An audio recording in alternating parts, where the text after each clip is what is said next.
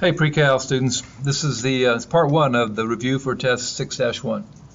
There'll be two other videos, one for part two and another one for part three. Alright, first part of the test is going to be arithmetic and geometric sequences. Sequences is just a list of numbers, usually separated by a comma. So we're not adding them up in this section here. Alright, so first thing I do is decide what you have. Is it arithmetic or geometric? Arithmetic means that you're adding the same amount. And so to find out what's been added, you want to subtract. If you do 33 minus 24, you're going to get 9, right? If you do 42 minus 33,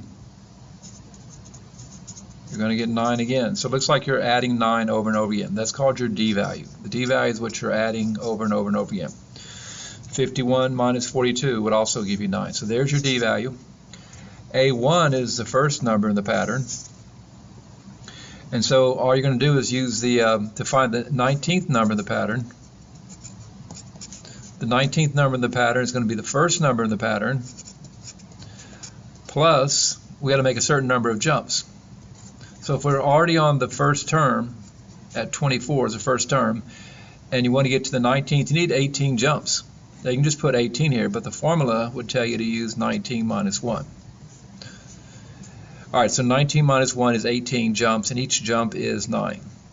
So again, a way of doing without a formula, it's 24 as a starting point. You need 18 jumps to get to the 19th. If you're already on the first term, you need 18 jumps to get to the 19th term.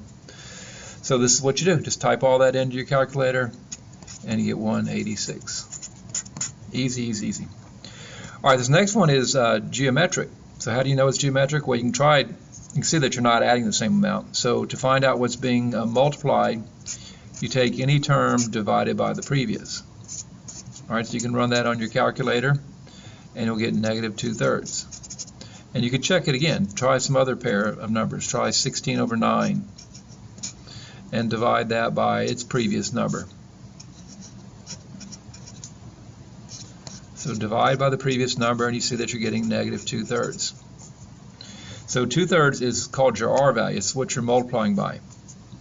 And again, here's our A1. So if we want to find the 8th number in this pattern, that's what this is saying here, the 8th number in this pattern, we're going to start with the first number, and we're going to multiply it by the rate over and over again. Well, if we're already on the first term and we want to get to the 8th term, we need to multiply only 7 more times. Now the formula will show 8 minus 1, but that's going to turn out to be a 7. Start at the first number, multiply by the rate 7 times, and that'll put you on the 8th number. Run that on your calculator, and you can get leave it as a fraction or as a decimal. Let's leave it as a fraction here.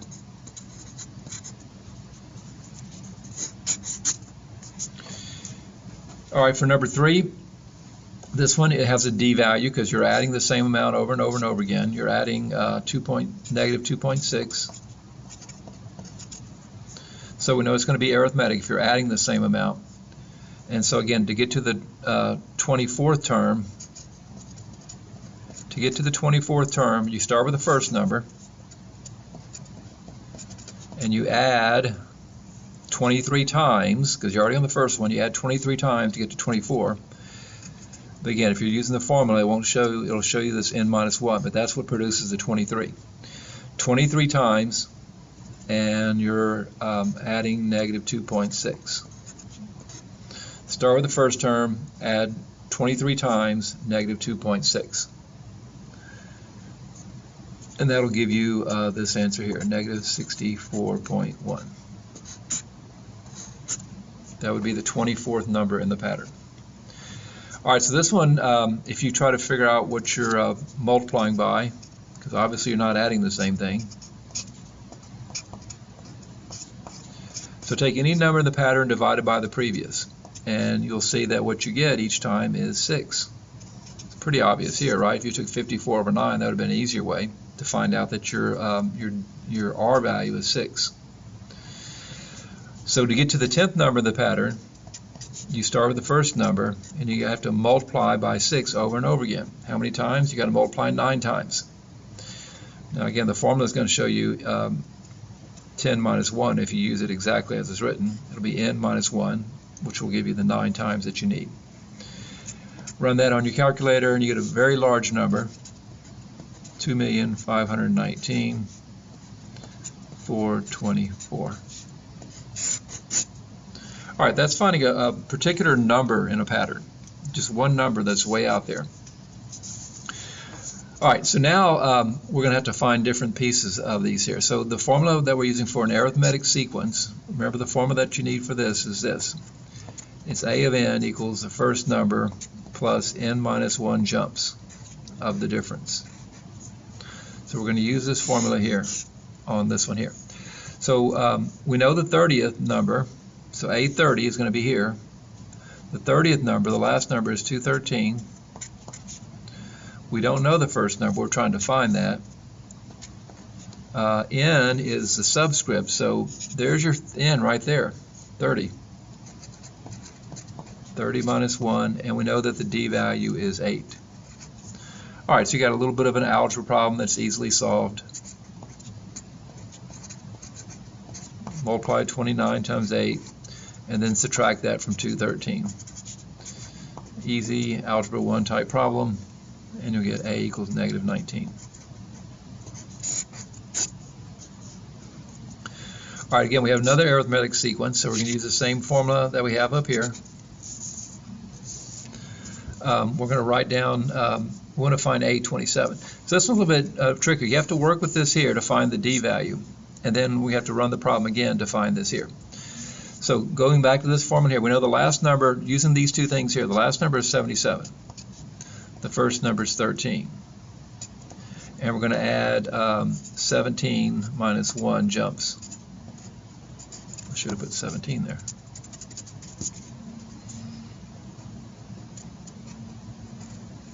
So again, we're using this formula up here. We're plugging in the last number, plugging in the first number based on these two here.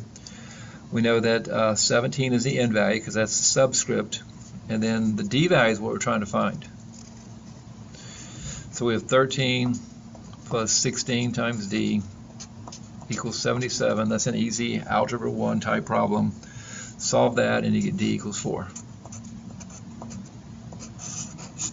So now we can go back and find A27. To find A27 over here, we're going to take the first number in the pattern, which was at 13. We're going to have n minus 1 jumps, 27 minus 1 jumps, which is 26 jumps. And now we know that you're jumping by 4. So again, the 27th number is the first number plus 26 jumps of 4 is how you would translate that. Well, you run all that on your calculator, and you'll get 117. Now, for a geometric sequence, for this last one here on this part, the geometric formula is this. To get to any particular term on a geometric pattern, take the first term and multiply by the rate over and over and over again, n minus 1 times. So again, that n minus 1 always tells you the number of jumps that you need to make. Now, instead of going, we don't have A1 on this here. There's several ways of doing it. The quickest way to do this one, instead of going from A1 to something, or from A5 to A8, let's reduce this by 4 and call this A1. So if we call this A1, we're reducing this by 4, then we're going to reduce this by 4 and call this A4. So now we have our A1 is 1/4, and our A4 is what we're trying to find. So just subtracted 4 from each of those, right? Much easier. So now we can go directly to this formula here. All right, so our fourth number of the pattern, which is what we're trying to find, is equal to the first number in the pattern, which is now 1/4, times the rate, which they do give you, is negative 1/2, n minus 1 times. So remember, your n is the subscript. N is 4. So 4 minus 1. All right, so you run all that on your calculator, and so A4 equals negative 1/32. Now, understand, though, that really the A4 that we're finding through this calculation is really A8. So let's not really get confused here. It's really A8 that we're finding. So therefore, A8 is negative 1/32. So we just temporarily call this A4 to help us out with the calculations. But really, the eighth number in the original pattern is -1/32. All right, that's it for part 1. Stay tuned for parts 2 and 3 coming up.